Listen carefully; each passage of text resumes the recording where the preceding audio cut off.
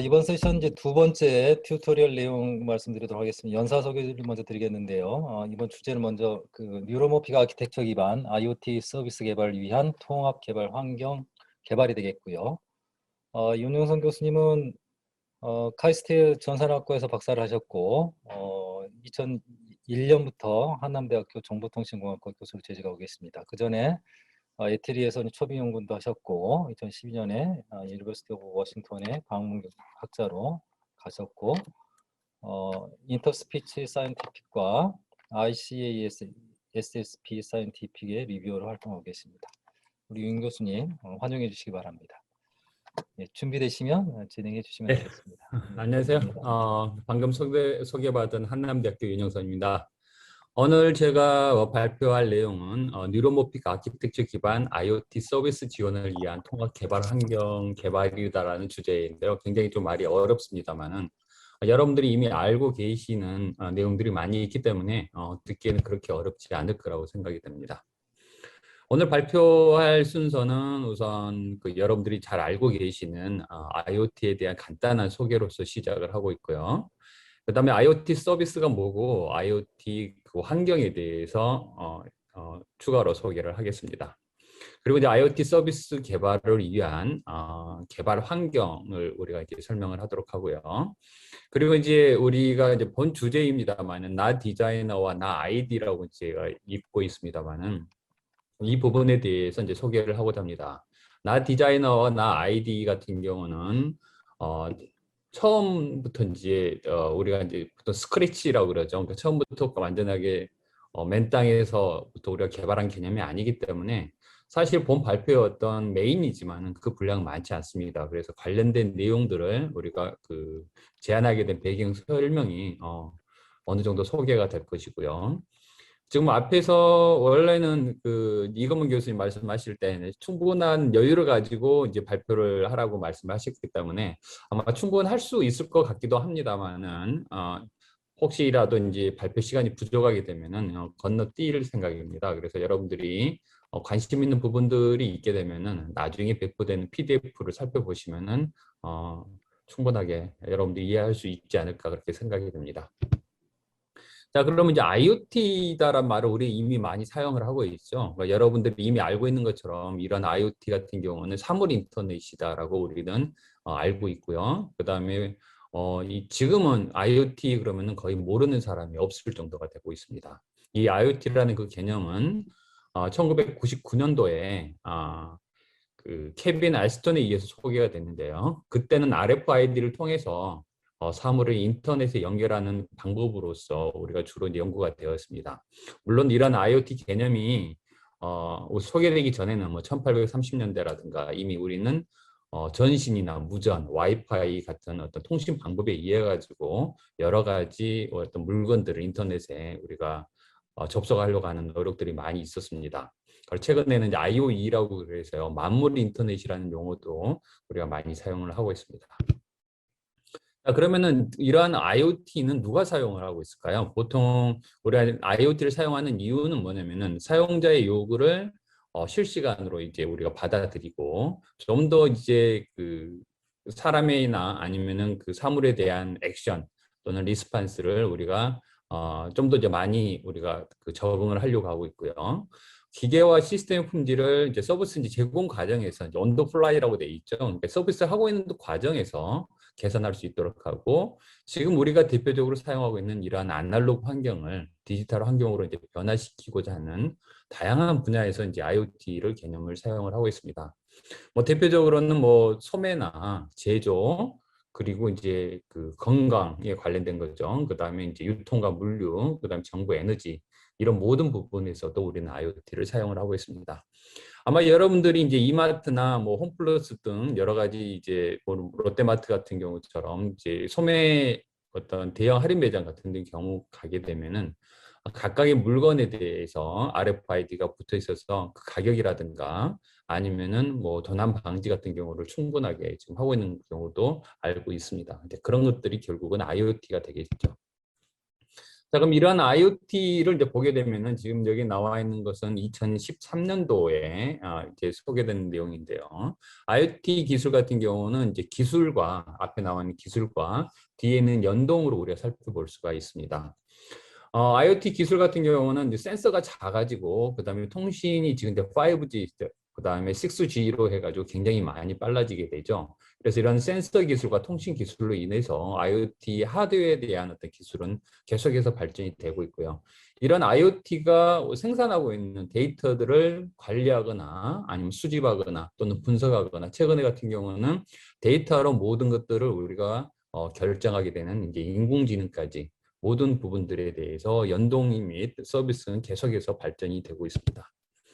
자, 그러면은 이런 IoT에 대한 구성 요소는 뭘로 우리가 살펴볼 수 있냐면은 사람과 사물 그리고 서비스. 보통 이제 이와 같은 경우는 우리는 뭐 3S 뭐 그런 개념으로 하게 되는데 비슷하게 이 앞에 있는 인간, 그러니까 이 인간을 사람으로 하게 된다면은 3COC 되겠죠. 그래서 이 세 가지 구성 요소가 되는데 그 중에서도 가장 우리가 관심을 가지고 있는 것은 뭐냐면은 사람과 서비스 간의 제공이 되지 않을까. 즉 어떻게 보면 사람에게 사물이 어떤 서비스를 줄 수 있는 것인가 하는 이 서비스 부분이 가장 중요한 기술이 아닐까라고 생각을 하고 있습니다.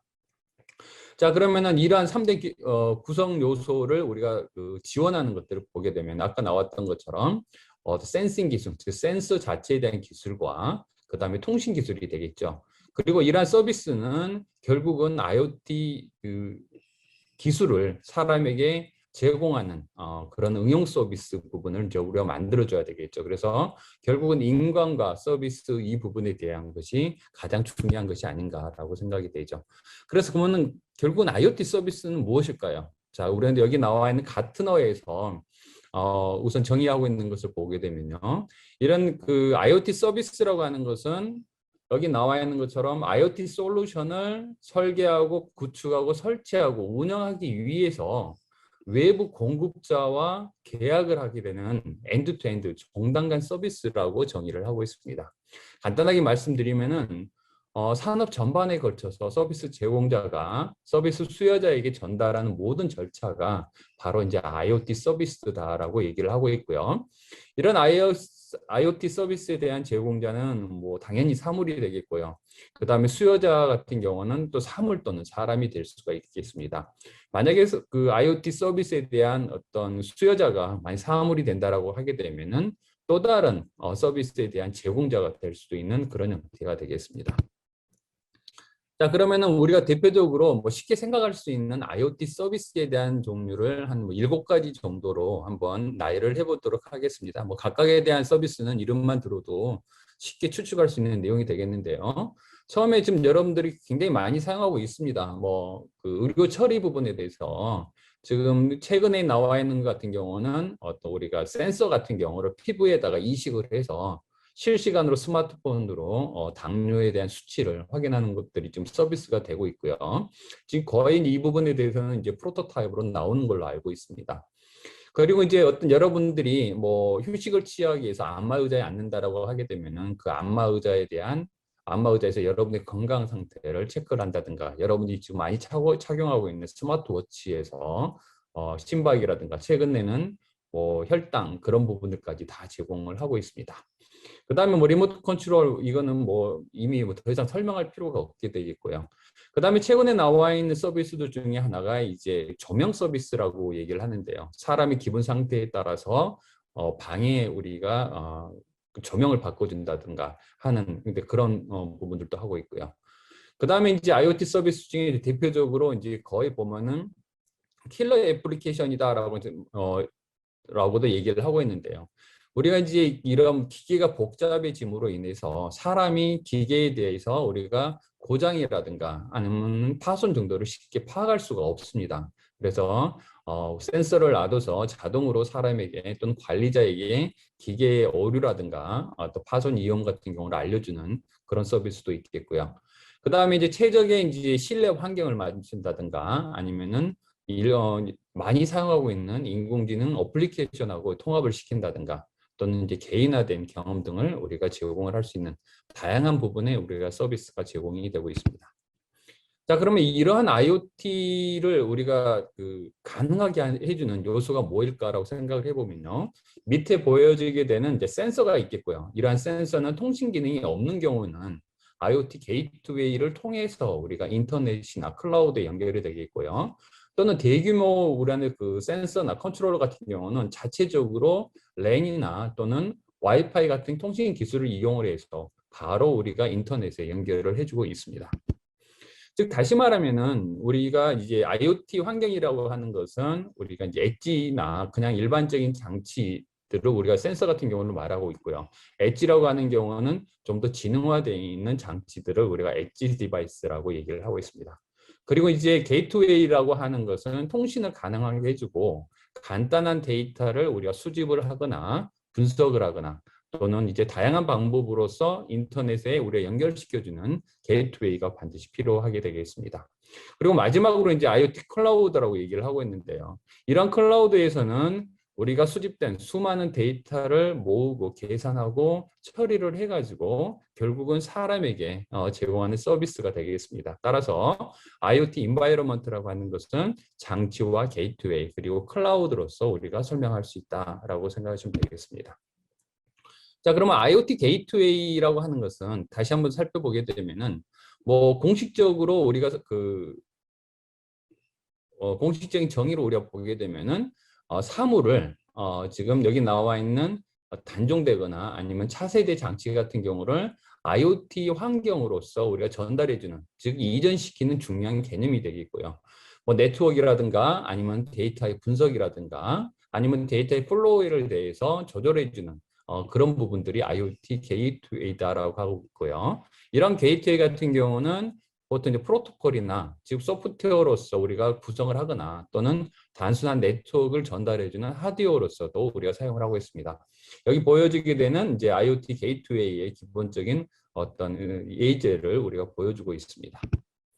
자, 그러면 이런 IoT 게이트웨이가 가져야 될 어떤 특징 등을 우리가 살펴보게 되면요. 그래서 제일 먼저 통신 기능이 되겠습니다. 기존에 우리가 통신 기능이 없는 거라든가 아니면 인터넷에 연결되지 않는 단순한 장치들을 우리가 통신을 우리 할 수 있게 되겠고요. 그다음 관련돼 있는 데이터를 우리가 처리를 해주게 됩니다. 즉 데이터를 수집을 해야 되겠고요.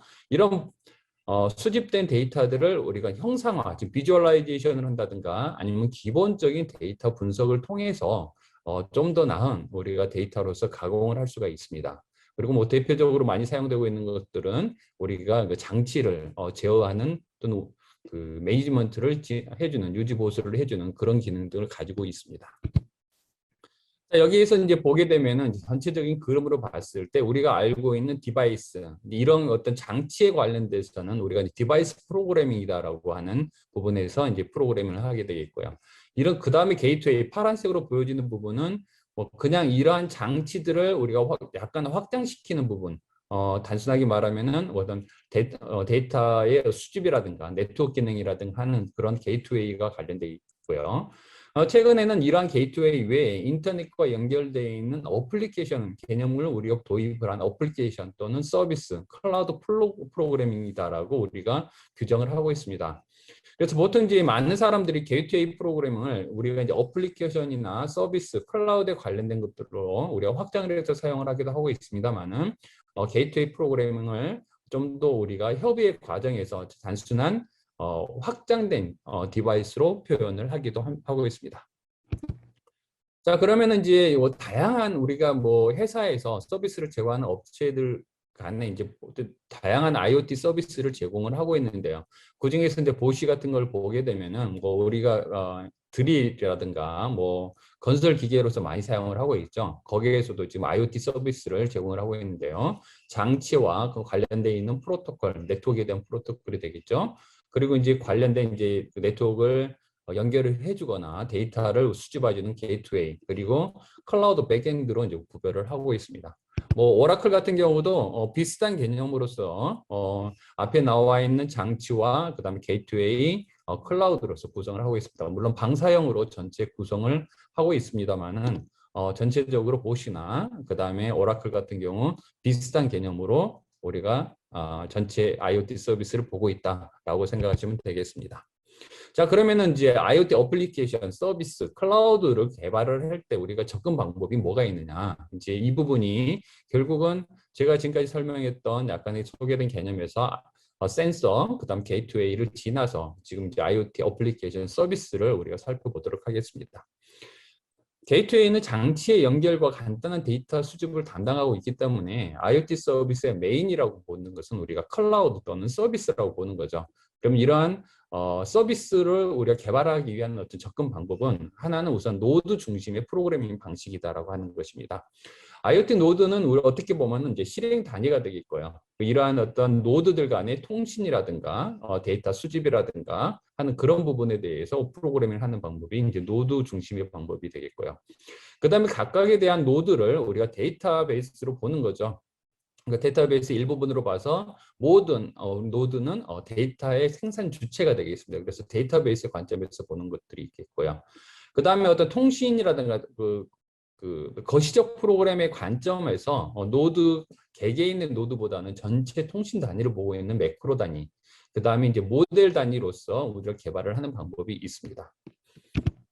자, 그러면은 이러한 IoT 프로그램 프레임워크들에서 이제 제공을 해줘야 되는 것은 뭐냐면 스케일러빌리티라고 그래가지고요. 우선 이제 그 동적으로 전체 우리가 뭐 확장성이다라고 얘기를 할 수도 있습니다만은 이제 반도체 공정에서는 뭐 비례 축소에 대한 어떤 얘기를 스케일러빌리티라고 이제 얘기를 하고 있습니다. 그래서 동적으로 우리가 서비스에 대한 내용에 따라서 그 서비스에 대해서 우리가 밸런싱을 맞춰주는 거, 그 다음에 동시성, 리얼타임으로 우리가 통신을 해서 동시성을 만족을 한다든가, 아니면 컨트롤이라든가 데이터에 의해 가지고 우리가 조정을 해준다든가, 또는 이종의 우리가 디바이스들을 어떻게 연결을 시킨다든가, 그 다음에 고장에 대해서 얼마만큼 우리가 허용치를 제시를 하고 있는가. 그 다음에 중요한 것들 중에 하나가 이제 라이트 풋프린트라고 해가지고요.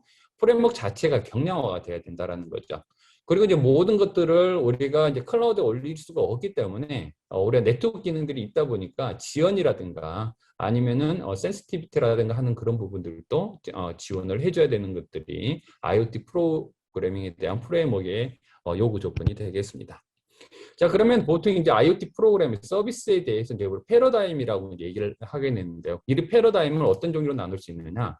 기능 중심으로 볼 수 있다라고 하는 거죠. 즉 뭐냐면은 각각에 대한 노드에 대해서 어떤 그 불변성이라든가 아니면은 기능 등을 어떻게 구축을 할 것인가라고 하는 그런 입장에서 보는 이제 펑셔널이 되겠고요. 그다음에 아까도 나왔던 것처럼 이제 데이터에 대한 어떤 흐름으로 보는 거죠. 그러니까 각 노드가 데이터를 생성을 하고 있기 때문에 생산된 데이터를 어떻게 전달을 할 것인가라고 하는 데이터 플로우의 입장에서 보는 것들이 있겠고요. 그 다음에 이벤트 드리븐이라고 그래서 각각의 센서가 우선 그 슬립된 상태에서 어떤 일정 주기마다 일어나서 웨이크된 상태에서 데이터를 생산을 하고 다시 또 슬립이 되는 그런 어떤 이벤트 드리븐 방식으로 IoT 프로그램을 보는 경우도 있습니다.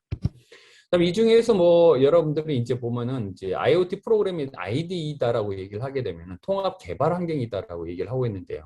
이런 통합 개발 환경에 대해서 인터넷에 이제 검색을 해보게 되면 거의 대부분이 디바이스 프로그래밍에 대해서는 IDE라고 하는 용어를 사용을 하고 있습니다. 그래서 이클립스의 IoT 프로젝트라든가 쿠라, 아두이노, 그다음에 라즈비안, 그다음에 스카다, 플랫폼, 그다음 마키나 같은 이런 부분이 IoT 프로그램에 대한 IDE로서 제공이 되고 있고요.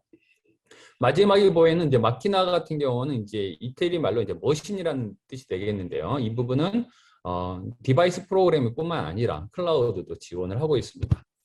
그다음에 이제 클라우드 서비스를 제공을 하고 있는 이제 프로그래밍 여기서 이제 ID라고 그러지 않고요. 아이디라고 그러지 않고 이제 플랫폼이다라고 얘기를 하고 있는데요. 이 플랫폼이다라고 얘기를 하고 있는 그 이유 중에 하나가 디바이스들에 대해서는 관여하지 않고 서비스 입장에서 제공을 하고 있기 때문에 아이디보다는 플랫폼이다라는 용어로 많이 사용을 하고 있습니다. 그래서 이제 여기 보게 되면은 잘못 썼네요. 오타가 되겠습니다. 아마존의 이제 그 클라우드 서비스가 되겠고, 근데 파티클이라든가 아이빔에서 나오게 된 노드레드, 그 다음에 오픈소스의 플랫폼이 제타 등이 사용이 되고 있습니다. 거의 대부분이 여기 나와 있는 것처럼 Node.js에 대한 우리가 이제 웹 기반의 서비스를 제공을 하고 있습니다. 자, 여기에서 이제 저희들이 관심을 가지고 있는 것은 이제 노드레드가 되겠습니다. 이 노드레드라고 하는 것은 우선 2013년에 IBM에서 오픈 소스 프로젝트로서 이제 개발이 되었다가 지금 이제 거의 그 대부분의 IoT 환경에서 굉장히 많이 사용이 되고 있습니다. 뭐 어떻게 보면은 그 전체적인 어떤 제공 방식이라든가 하는 것들이 뭐 디팩토 그 인더스트리 산업에서의 어떤 준표준 방식으로까지 제공이 되고 있는데요. 이 노드레드는 기본적으로 하드웨어 디바이스들을 서로 어떻게 연결을 할 것인가, 그리고 거기에 대해서 데이터를 어떻게 전달할 것인가 하는 형태로 구성이 되어 있고요. 이 노드레드 같은 경우는 브라우저 베이스, 그러니까 브라우저에서 우리가 편집기를 제공을 하고 있습니다. 이때 여기서 나오게 되는 노드라고 하는 것들은 아까 말씀드린 것처럼 하드웨어의 어떤 기능을 우리가 표시를 해주게 되는데, 이 미리 정의된 코드 블록으로서 우리가 정해진 특정한 태스크를 우리가 수행할 수 있도록 만들어지는 것이 이제 노드가 되겠고요. 이 노드 간의 데이터를 우리가 흐름을 제어를 하는 것입니다. 그래서 데이터 플로우 방식이 되겠고요. 옆에 나와 있는 것처럼 이와 같이 하나의 노드 또는 컴포넌트로 구성되어 있는 것들 간에 데이터 흐름을 제공을 하는 것이 바로 노드레드가 되겠습니다. 이 노드레드의 이제 예를 우리가 살펴보게 되면요. 우선 개발 단계에서는 이쪽에 나와 있는 컴포넌트들을 드래그 앤 드롭으로 가져와서 각각에 대한 컴포넌트들 간의 데이터 흐름을 제시를 하고 있습니다. 이러한 데이터 흐름을 제시를 한 다음에 디플로이, 즉 우리가 이제 적용을 시키게 되면은 실제적으로 서비스가 이제 제공이 되고 있고요. 서비스 사용자는 여기 나와 있는 것처럼 대시보드를 통해서 각각에 대한 노드와 인터랙션을 할 수가 있습니다. 또는 모니터링을 할 수가 있겠죠. 그래서 앞에 나와 있는 이런 디벨롭먼트 과정에서의 이 부분은 IoT 서비스를 개발하는 우리가 이제 프로그래머 입장에서나 아니면은 서비스 제공자 입장에서만 관여를 하고 있고, 일반적인 사용자 같은 경우는 이 대시보드를 통해서 또는 실제적으로 노드에 대한 그 역할에 대한 그 결과물을 우리가 판단을 하게 됩니다. 자, 그러면은 이제 왜 우리가 노드레드가 그만큼 많이 이용이 되고 있느냐라고 봤을 때, 이 노드레드라고 하는 것은 입장에서 봤을 때 OT 시스템, OT라고 하는 것은 이제 오퍼레이팅 테크놀로지입니다. 그래서 이제 하드웨어로 구성되어 있는 운영하고 있는 그런 어떤 그 시스템을 여기 나와 있는 IT 시스템, 인포메이션 테크놀로지에 우리가 데이터를 전달을 하거나 그 데이터를 관리해주는 그런 역할을 노드레드가 해줄 수 있다라고 하는 것이 되겠습니다. 자, 그래서 이제 우리가 그러면 노드레드의 이제 예를 이제 몇 가지를 이제 제가 이제 소개를 하고 있는데요. 대규모부터 그 다음에 아니면은 어떤 그 작은 단위의 이제 서비스가 있는데요. 먼저 앞에 첫 번째 제가 소개를 시켜주는 것은 뭐냐면은 캐나다의 몬트리올에 있는 몬트리올 까르띠에 자리라고 그래서 여기 나와 있는 조명을 트윗이라든가 아니면 날씨에 따라 가지고 변화를 시켜주는 이 부분이 이제 노드레드로 만들어졌고요. 그 다음에 여기 같은 경우는 지금 이제 HP라고 그래가지고요. 우리가 잘 알고 있는 것처럼 휴렛패커드가 되겠습니다. 그래서 휴렛패커드 엔터프라이즈에서 전기 자동차에 우리가 여러 가지 그 내용 같은 경우를 노드레드를 이용을 해서 지금 이제 제공을 하고 있습니다. 그래서 굉장히 전통적인 우리 방식을 떠나서 굉장히 쉽게 우리가 이제 노드레드로 구축을 하고 있는 것이 되겠고요. 그다음에 이제 소개시켜 줄 것은 이제 IBM의 왓슨에서 여기 나와 있는 공룡들의 어떤 그 움직임 공간들에 따라서 만들어지는 것은 이제 노드레드로 만들었고요.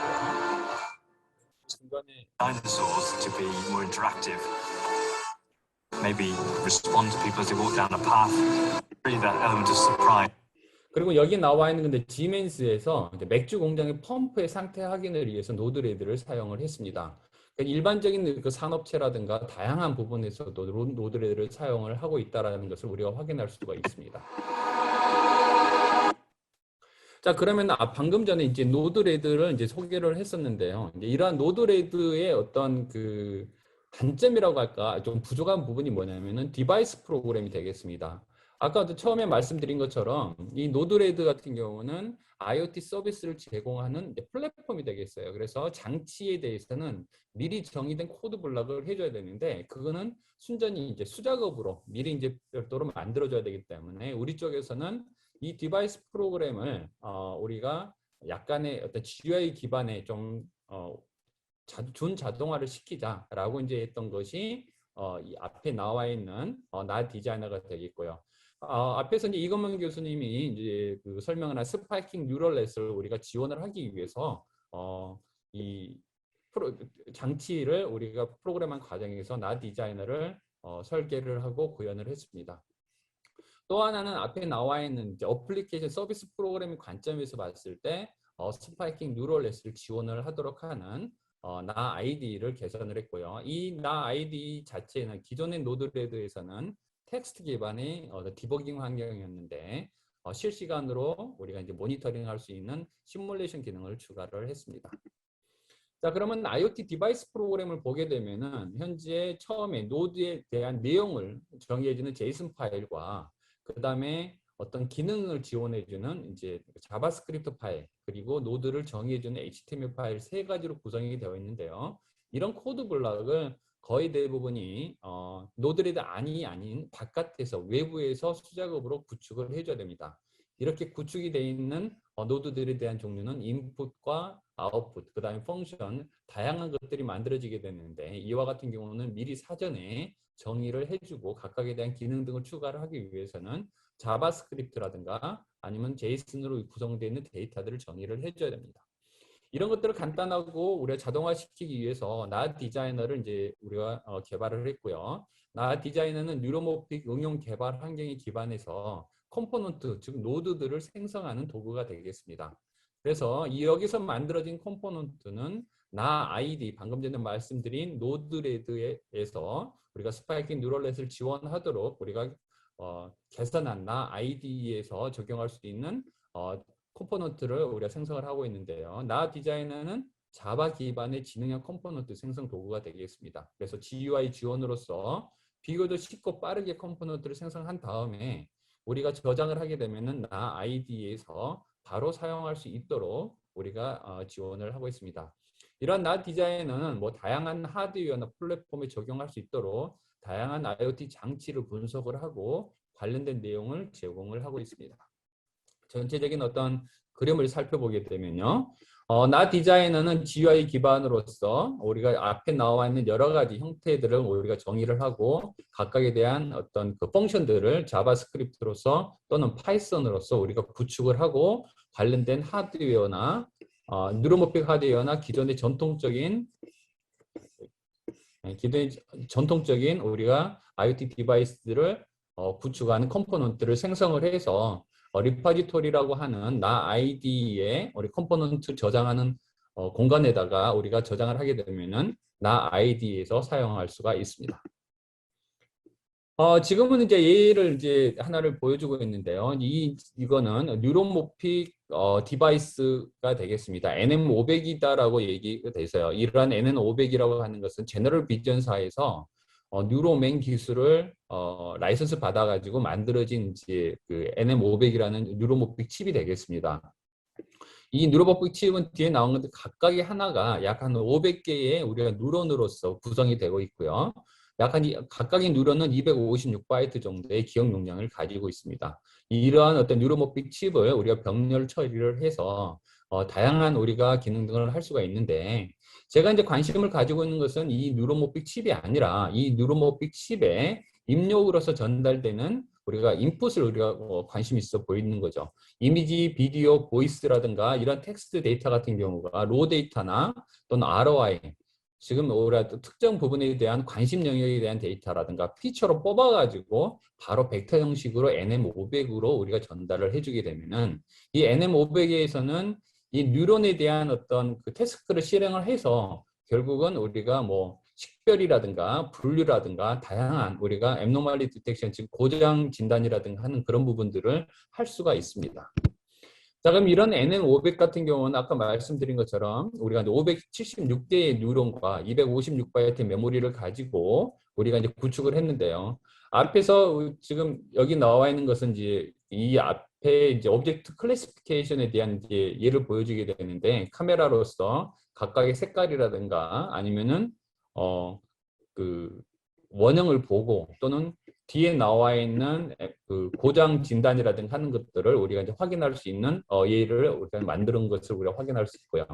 여기 같은 경우는 뉴로모픽 칩을 이용을 해서 자동차 RC카에게 학습을 시켰습니다. 그래서 충돌을 피하도록 이동을 할 수 있게끔 만들어주는 것을 이제 그 사례로 보여주고 있는데요.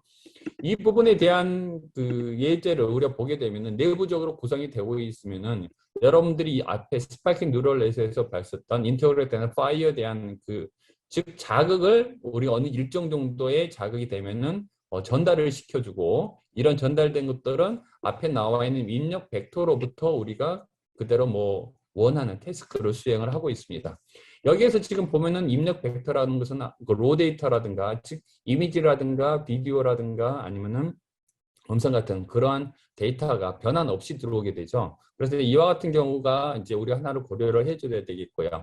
여러분들이 잘 알고 계시는 이제 로이, 인텔이죠. 인텔에서는 스파이킹 트레인으로서 입력된 전달을 뭐 시냅스라든가 덴드라이트 엑스네 형태로서 우리가 만들어지는 칩이 되겠습니다. 즉 입력 데이터가 스파이킹 뉴런에 우리가 그 스파이킹 트레인이 되겠습니다. 그래서 여기 같은 경우는 앞에 동일한 뉴로모픽 칩입니다만은 하나는 일반적인 데이터가 들어오고 또 하나는 스파이크 트레인이 우리가 입력으로서 들어와서 우리가 원하는 데이터를 처리를 하게 됩니다. 로이 같은 경우는 2개의 칩이나 4개, 그 다음에 32개의 칩을 병렬로 우리가 엮어서 그 다음에 이제 태스크를 진행을 하고 있습니다. 자, 결국은 제가 이제 여러분들한테 보여주고 싶은 것은 뭐냐면은 앞에 나와 있는 이 부분이 한번 이제 여러분 소리가 나오는지 모르겠는데요. 이 부분은 뭐냐면은 지금 모르스 부호가 되겠습니다. 이 모르스 부호를 우리는 이제 예전에 뭐 1차 대전이나 뭐 2차 대전에서 이제 문자로 바꿔서 무선으로 전달을 하게 되죠. 그래서 이와 같이 돼 있는 것들을 텍스트로 바꿔주는 부분들이 이제 필요하게 됩니다. 그래서 이와 같이 스파이크 트레인으로 되어 있는 데이터를 일반적인 로 데이터로 변환해주는 그런 부분들이 필요하게 되죠. 그래서 이런 과정을 해주는 것이 이제 NAID나 ID에서 데이터를 우리가 처리해주는 모드를 추가를 했습니다. 일반적인 어떤 신호가 들어왔을 때 특정한 어떤 그 스트레스홀드 이상이 되는 경우에 대해서 우리가 데이터를 만들어주고 이러한 데이터 스파이크로 만들어지면은 이 스파이크 자체가 스파이크 트레인의 형태로서 우리가 전달이 됩니다. 그래서 지금 나 ID에서는 지금 기존의 노드레드에서 우리가 제공할 수 없었던 이와 같은 스파이크 트레인에 대한 결과를 각각의 컴포넌트로 제공을 하고 그 컴포넌트는 일반적인 스파이킹 뉴런의 기반으로서 하고 있는 그 장치들을 우리가 프로그램을 할 수 있다는 거죠. 다시 말씀드리면은 앞에 나와 있는 NAID라고 하는 것은 스파이크 입력 모델을 제공을 한다는 거죠. 그리고 SNM인 IoT 컴포넌트 시뮬레이션 기능을 제공을 함으로써 우리가 뉴로모픽 아키텍처를 충분하게 지원할 수 있다라고 하는 것이 되겠습니다. 자, 여기까지 해가지고 우리가 이제 NAID에 대해서 간략하게 말씀을 드렸는데요. 다시 한번 정리를 드리게 되면은 NAID라고 하는 것은 뉴로모픽 아키텍처 기반의 IoT 개발 환경을 우리가 이제 목표로 하고 있습니다. 물론 이제 그 ID라는 용어보다는 그 공식적으로는 플랫폼이라는 용어가 더 적합을 합니다만은 이미 친숙한 통합 개발 환경이다라고 해서 ID로 그냥 사용을 하고 있고요. 이러한 NAID 같은 경우는 뉴로모픽으로 우리가 지원을 하고 있는 컴포넌트들까지 관리할 수 있는 컴포넌트 매니저와 SNN 기반의 입력 모델을 지원하고 있는 플로우 에디터, 그리고 개발 단계와 적용 단계에서 컴포넌트 출력을 실시간 모니터링 및 우리가 형상화시켜 줄 수 있는 나 시뮬레이터 등을 우리가 제공을 하고 있습니다. 앞에 나와 있는 것처럼 이러한 어떤 스파이크 트레인이라든가 스파이크에 대한 모델링을 지원을 하는 컴포넌트와 각각에 대한 이러한 그 컴포넌트들을 이용을 해서 뉴로모픽을 우리가 지원을 하는 이제 데이터 플로우, 그리고 시뮬레이션 부분 같은 경우는 이제 그 스파이킹 뉴럴넷의 결과를 우리가 실시간으로 우리가 모델링할 수 있는 그런 부분들을 제공을 하고 있습니다. 자, 이와 같이 이제 간단하게 본 발표에서는 IoT 서비스에 대해서 설명을 했었고요. 그리고 통합 개발 환경에 대해서 살펴봤습니다. 통합 개발 환경 패러다임은 뭐 기능이라든가 데이터 플로우, 그다음 이벤트 드리븐 방식이 되겠는데 그 중에서 데이터 플로우 기반의 노드레드를 우리가 개선을 한 NAID를 우리가 구축을 했고요. 이러한 NAID에서는 스파이킹 뉴럴 네트워크를 지원을 하는 컴포넌트를 우리가 운영할 수가 있겠고, 각각에 대한 그 스파이킹 뉴럴넷의 디바이스를 우리가 쉽게 프로그래밍하기 위해서 나 디자이너를 개발을 하고 나 디자이너를 통해서 만들어진 컴포넌트들을 우리가 실제 IoT 서비스에 응용할 수 있도록 입출력 모드를 우리가 변환과 그다음에 시뮬레이션 등을 제공을 하고 있습니다. 이상으로서 뉴로모픽 기반의 IoT 서비스 지원을 위한 통합 개발 환경이라는 제목으로서 발표를 마치도록 하겠습니다. 질문 있으면 질문 부탁드리겠습니다. 예, 감사합니다, 윤 교수님. 질문 있으면 해주시죠. 그 채팅방에 써주셔도 됩니다. 그러면 제가 대신 질문을 드리도록 하겠습니다.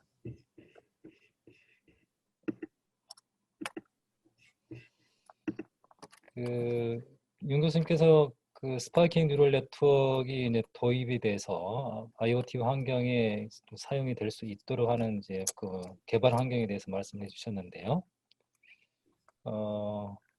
앞으로 어떤 분야의 스파이킹 뉴럴 네트워크가 실제 적용이 가능할 거라고 예상을 하시는지요? 소프트웨어를 하고 계시긴 하지만. 굉장히 사실은 어려운 질문이 되겠는데요.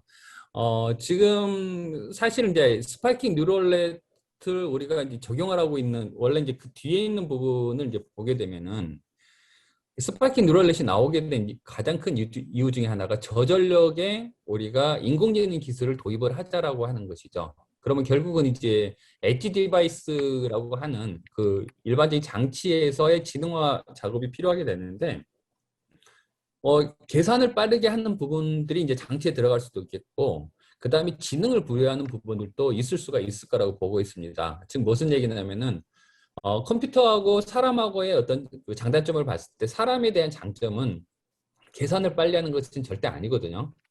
그러면은 계산을 빨리 하는 것은 계산기가 하면 되는 거고, 지금까지 우리가 컴퓨터를 사용을 하고 있는 것들은 계산의 빠른, 그 빠른 계산 능력 등을 우리가 모델링하고 있는 거죠. 그러면 스파이킹 뉴럴넷을 우리가 계속해서 연구를 하고 있는 것은 뭐냐면은 어떤 그 계산력, 로우 컴퓨테이션을 이용을 해서 그 다음에 저전력으로서 지능을 높일 수 있는 그런 부분. 예를 들면은 뭐 음성이라든가 아니면은 간단한 어떤 외부 충격으로부터 어떤 특정 어떤 데이터를 끄집어내서 뭐 위험을 알려준다든가 그런 부분들은 단순하게 계산을 해서 우리가 확인할 수 있는 것은 아니거든요. 제가 지금 최근에 이제 읽고 있는 책 중에 하나가 이제 생각하는 기계라는 이제 책을 읽고 있는데요. 뭐 여러분들이 이미 다 읽으신 부분들도 있겠습니다만은 사람이 그 할 수 있는 장점이 있고 컴퓨터가 할 수 있는 장점이 있는데 굳이 컴퓨터가 할 수 있는 장점을 사람이 거기 끼어들어가고 경쟁을 할 필요는 없다고 보고 있거든요. 일반적인 컴퓨터가 할 수 없는, 일반적인 계산기가 할 수 없는 그런 부분에 대해서 우리가 추가로 접근을 해야 된다고 보고 있고요. 스파이킹 뉴럴넷 같은 경우는 기존에 우리가 고성능의 컴퓨터로서 할 수 있는 그런 부분들에 적용하지 말고 그 다음에 그런 부분들이 할 수 없는 단순하게 어떤 사고라는 것은 이제 우리가 thinking이죠. 그 추론이라든가 그런 부분에 대해서 조그만 데이터로부터 우리가 의미 있는 결과를 이끌어내 줄 수 있는 그런 부분에 스파이킹 뉴럴넷이 사용된다면은 IoT 서비스도 충분하게 제공될 수 있지 않을까라고 생각을 하고 있습니다. 너무 추상적으로 답변을 했는데요. 사실은 그 스파이킹 뉴럴을 사용하고 있는 그런 부분들이 추상적이 될 수밖에 없고 이 기존에 있던 계산기가 할 수 있는 그런 부분이 아니라 사람이 장점을 가지고 있는 부분을 개발을 해서 그 부분에다가 우리가 적용을 하자라고 하는 것이 되겠습니다. 지금 이제 개발하신 거는 IoT 프로그램 개발 환경이잖아요. 네. 그러면 그 이런 개발 환경을 사용하지 않고 IoT 프로그램을 했을 때 개발자들이 수작업으로 열심히 하시면 되죠.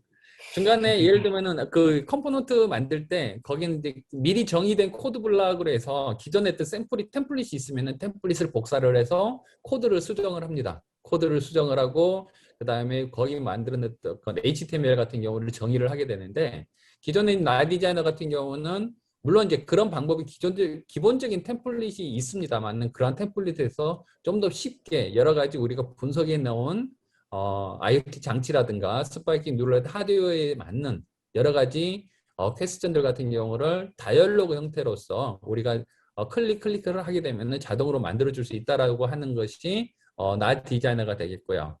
기존에 있던 만들어져 있던 컴포넌트, 즉 노드들 간에 연결을 해서 그 연결을 했을 때 지금까지는 우리가 디플로이, 즉 적용을 해 본 다음에 어떻게 결과가 나온다든가 그걸 본 다음에 다시 수정을 해야 되는데, 디플로이 하기 전에 우리가 이제 시뮬레이션을 통해 가지고 각각의 결과를 확인할 수 있고, 이제 그런 확인된 것들 디버깅을 쉽게 할 수 있다라면은 개발 기간이라든가 뭐 비용이 들어가는 비용 등을 좀 줄일 수 있지 않을까라고 생각을 하고 있는 거죠. 네, 감사합니다.